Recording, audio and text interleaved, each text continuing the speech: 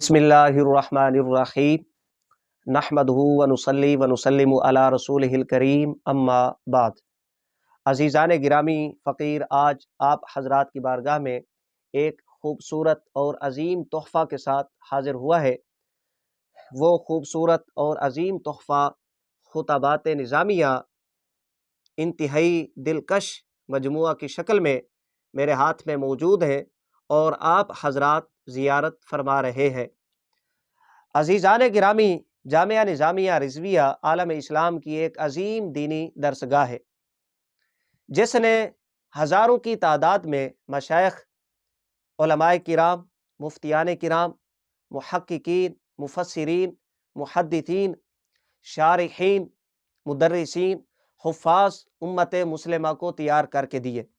جہاں جامعہ نظامیہ رضویہ کا یہ خاصہ ہے کہ ہزاروں کی تعداد میں مشائخ، علماء، مفتیان کرام، محققین، مصنفین، مدرسین، محدثین، مفسرین، شارحین، حفاظ امت مسلمہ کو تیار کر کے دیے، وہیں سینکڑوں کی تعداد میں امت مسلمہ کی رہنمائی کے لیے کتب لکھ کر امت مسلمہ کو فراہم کی۔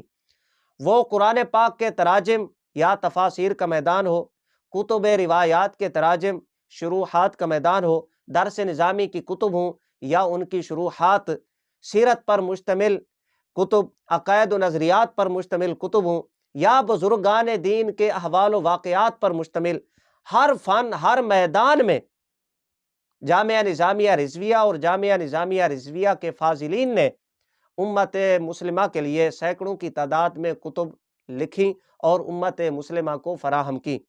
یہ یقیناً جامعہ نظامیہ رضویہ کی عظیم کاوشوں میں سے ایک عظیم کاوش ہے۔ خطبات نظامیہ بھی اسی کاوش کا ایک حصہ ہے، اسی سلسلہ کی ایک کڑی ہے جو آپ ملاحظہ فرما رہے ہیں۔ عزیزان گرامی، ویسے تو ان خطبات کا تعارف کرانے کی مجھے ضرورت نہیں ہے، کیونکہ مجھ سمیت ہر وہ بندہ جو مجلس علماء نظامیہ کے ساتھ منسلک ہے، جامعہ نظامیہ رضویہ کا فاضل ہے، جمعہ کی رات اسی انتظار میں رہتا ہے مادر علمی جامعہ نظامیہ رضویہ مجلس علماء نظامیہ کا لکھا ہوا پیغام، جس میں دینی، فکری، ملی اعتبار سے امت مسلمہ کی رہنمائی کی جاتی ہے، خطبہ جمعۃ المبارک کی صورت میں کب ہمارے پاس پہنچتا ہے۔ لیکن عوام کے فائدہ کے لیے ان خطبات کی چند خصوصیات فقیر یہاں پر پیش کرنے کی سعادت حاصل کرتا ہے، اور یہ خصوصیات بھی ان خطبات کی ابتدا میں ہی عظیم عالم دین، عظیم محقق، جامعہ نظامیہ رضویہ کے مدرس، استاذ العلماء جناب مولانا مفتی شکور احمد ضیاء سیالوی صاحب نے ان خطبات کے ابتدا میں ہی یہ خصوصیات درج فرما دی ہے۔ یقیناً ان خطبات کی طرح یہ خصوصیات بھی پڑھنے کے لائق ہیں۔ فقیر ان خصوصیات میں سے چند خصوصیات عوام کے فائدہ کے لیے یہاں پر پیش کر دیتا ہے۔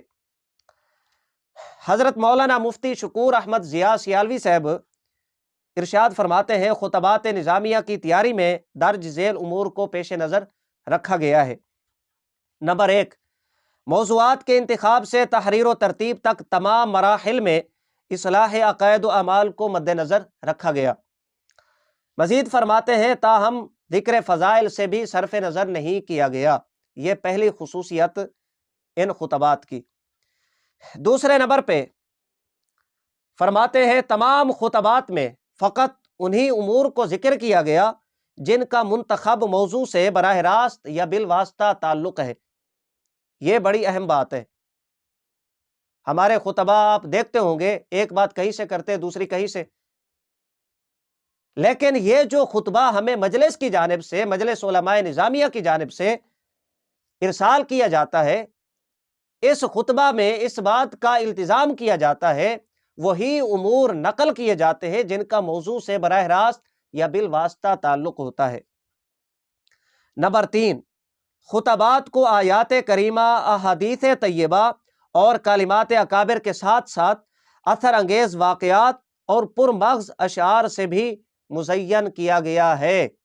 یہ تیسری خصوصیت ہے ان خطبات کی۔ نمبر 4، احادیث طیبہ کے الفاظ پر تحقیق کے ساتھ حرکات و سکنات اور اعراب کا التزام کیا گیا ہے۔ اب یہ بڑی اہم خصوصیت ہے۔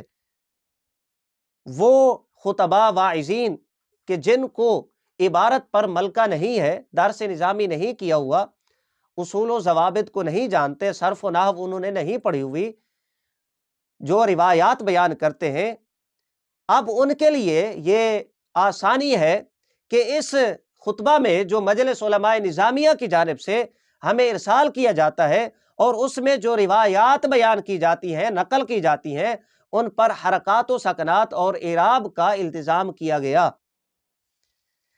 نمبر 5، اگر کسی حدیث مبارک کے الفاظ کتب احادیث میں مختلف تھے تو حوالہ میں پہلے اس کتاب کا ذکر کیا گیا ہے جس کے الفاظ خطبہ میں درج ہیں۔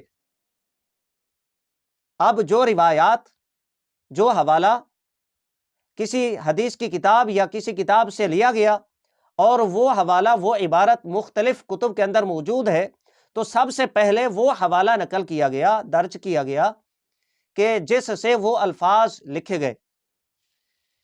مزید فرماتے ہیں آیات کریمہ و حدیث طیبہ کے لفظی ترجمہ کی بجائے تراجم و تفاسیر اور شروع کے گہرے مطالعہ کے بعد ان کی روشنی میں مفہومی تراجم ذکر کیے گئے ہیں۔ یہ اب چھٹی خصوصیت۔ 7ویں خصوصیت اس خطبہ کی وہ یہ ہے کہ تراجم و تشریحات کے لیے جن تفاسیر و شروح سے رہنمائی لی گئی ان کے حوالہ جات بھی مذکور ہیں، اور بہت سے مقامات پر حاشیہ میں ان کی عربی عبارات کو بھی ذکر کر دیا گیا ہے۔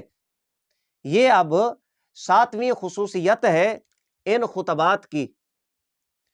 نمبر 8، فقط مستند، راجح اور معمول بہا امور کو ذکر کیا گیا، ناقابل اعتماد، مرجوع اور منسوخ امور کو ذکر نہیں کیا گیا۔ جو مرجوع اقوال ہے، ناقابل اعتماد، منسوخ امور ہیں، ان کو ذکر نہیں کیا گیا ان خطبات کے اندر، اس چیز کا لحاظ رکھا گیا ہے۔ نمبر 9، عوام میں فقہی شعور کی بیداری کے لیے موضوعات کی مناسبت سے کثیر مسائل شرعیہ کو بھی دارالافتاء جامعہ نظامیہ رضویہ کی تصدیق کے بعد باحوالہ ذکر کر دیا گیا۔ اب یہ کتنی خوبصورت بات ہے، فقہی مسائل کے اندر عوام کا شعور بیدار کرنے کے لیے، اور جو خطباء ہے ان کے ذوق کے لیے جامعہ نظامیہ رضویہ کا جو دارالافتاء ہے، وہاں کے جو مفتیان کرام ہیں، بالخصوص عظیم عالم دین مفتی اہل سنت حضرت مولانا استاذ العلماء مفتی تنویر القادری صاحب، اور استاذ العلماء عظیم محقق عظیم عالم دین حضرت مولانا مفتی محمد اکمل قادری صاحب، یہ دارالافتاء جامعہ نظامیہ رضویہ میں ہوتے ہیں۔ دارالافتاء جامعہ نظامیہ رضویہ کی تصدیق کے بعد باحوالہ ذکر کر دیا گیا۔ یہ بڑی خوبصورت بات اور اہم خصوصیت ہے ان خطبات کی۔ نمبر 10، ہر خطبہ میں ابتدا سے اختتام تک کلام کو مربوط رکھنے کا التزام کیا گیا ہے۔ یہ بھی بڑی لازمی بات ہے، بڑی ضروری بات ہے خطبہ کے لیے۔ عام واعظین، مقررین، خطبہ حضرات، ان کے بیانات آپ سماعت فرماتے رہتے ہوں گے کہ جب وہ بیان کرتے ہیں تو ایک بات کہیں سے دوسری، کہیں سے ادھر سے ایک بات لے لی، ایک بات ادھر سے لے لی، اپنا بیان مکمل کر کے چلے جاتے، عوام کے پلے کچھ بھی نہیں آتا۔ لیکن جو خطبہ مجلس علماء نظامیہ کی جانب سے ہمیں ارسال کیا جاتا ہے اس میں اس بات کا التزام کیا گیا ہے، ابتدا سے اختتام تک جو کلام کا ربط ہے، موضوع کا ربط ہے، اس کا التزام کیا گیا۔ نمبر 12، سامعین کے ذہنوں میں مقصود کو اچھی طرح سے راسخ کروانے کے لیے ہر خطبہ کے آخر میں حرف آخر کے عنوان سے موضوع کے مناسب و اہم امور کے تذکرہ کے ساتھ ساتھ مضمون کی تلخیص کی گئی ہے۔ کیا مطلب؟ جو خطبہ ہمیں ارسال کیا جاتا ہے تو اس خطبہ کے آخر میں حرف آخر کے عنوان سے اس موضوع کا خلاصہ بیان کر دیا جاتا ہے، تاکہ عوام کو، جو سننے والا ہے، سامع ہے، اس کو اچھی طرح یاد ہو جائے، ذہن نشین ہو جائے کہ آج ہم نے اس خطبہ میں سماعت کیا ہے، ہم نے کیا سنا ہے، ہمارے پلے کیا آیا ہے۔ تو یہ حرف آخر کے عنوان سے خلاصہ اس کا بیان کر دیا جاتا ہے۔